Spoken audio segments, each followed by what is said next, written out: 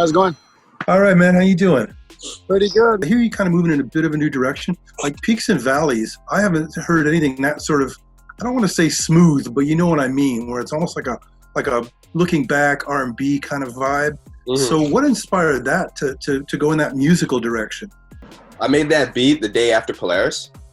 So like 2019 was just on another level, you know, we're constantly on the go, away from home, what felt like 80% of the year. And it was just us not just reflecting on that journey, but on the journey that it took to get there. And you went through a lot of peaks and valleys, you know, and the song kind of speaks for itself. The last few records, especially Trapline, we went in a different direction for that, as opposed to like making we kind of fell away from making any kind of like soulful music or anything like that. It was mainly like all like music that we could play for our live set. And Darren's always been wanting to like go in that other direction, like with the sound of peaks and valleys. So we're using this time while we're kind of like laying low, staying away from like the LPs, to really work on different sounds and like kind of experiment on our new sound that we're trying to develop here. When it all fall down, I can fall like confetti. My niche's been ready, let's blow up already. My goonies go stupid like Eddie and Eddie. How did the video concept come up for Real Deadly? The Frankenstein making the monster. We've been working on this new like concept piece for like, I don't know, about just before we dropped Trapline, we kind of started working on the next LP right away, and mainly just like talking out concepts. And I'm not going to give away the full concept, but right now it seems like we're kind of going through what we were talking about making for the next project. And Real Deadly was the first song that we came up with.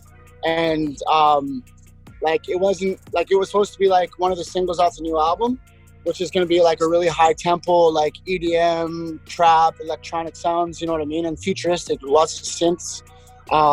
But Real Deadly, we thought like could be a good like single for that, until we started making this new project back in January. And the concept for that, I wanted it to be like an apocalyptic feel, kind of dark, like Indigenous people coming through, and like, because we're like, you know, like these are our lands, we don't know how to live on it even after like everything that, like pretty much what we're going through right now. After all this is gone, we're still gonna be able to survive on these territories.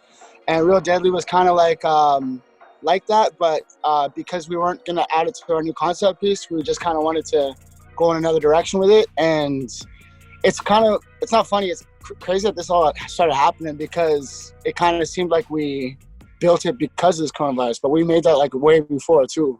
Yeah, all I know is to go hard. How you think I got the scars, boy? I'm from the land of a far light, where the wild things are, boy. What's happening is that with the virus is kind of almost like nature's way of saying, you know what?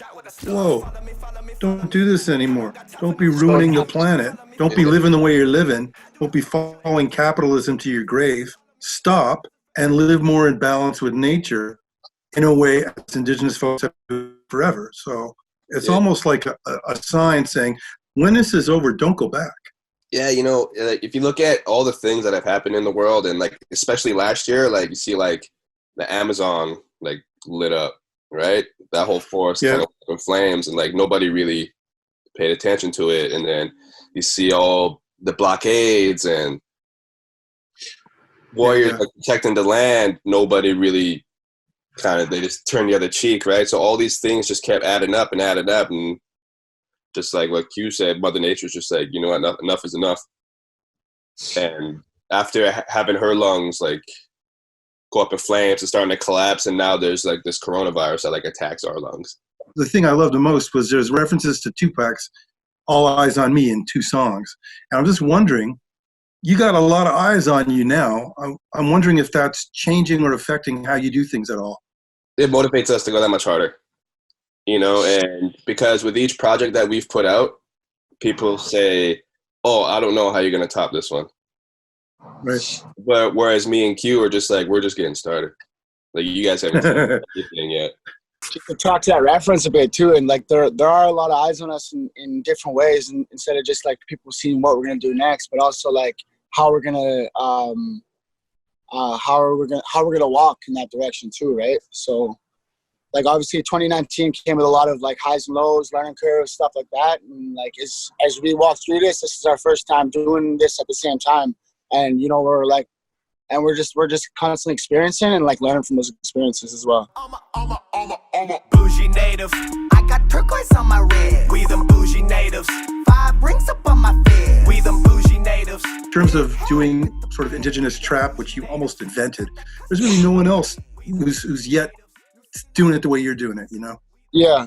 And we do take pride in that too. And like as much as we speak for a body of people, which a lot of like artists don't, a lot of artists speak for themselves. And like kind of we're learning like as we go, because we are still true to ourselves. We're still trying to be us as artists, right? And start trying to express ourselves in that way. But we also do recognize that we do speak for a body of people, and we're trying to cater to that as well. And that's the part where you're trying to like find out, like you gotta test the waters. You gotta figure it out as you go. And as you said, like we honestly do feel like we're the first to do this, and hopefully we can like make a path for other artists that follow our footsteps as well. I remember us waiting in line to put our names down for open mic. You know, like yeah, it's a slow grind, man. And as long as like you love it though, the hard work and the patience and persistence will pay off 100% all the time. Yeah, that is true. There's a lot of work that goes in. There's no question. You don't get to rhyme as deadly as you do without the 10,000 hours you got to put in to do it, which includes putting your name down on the open mic for sure. And even when you do 10,000 hours, you got to start the next 10 right away. You know, like that's true. Just that's always true. continue to improve.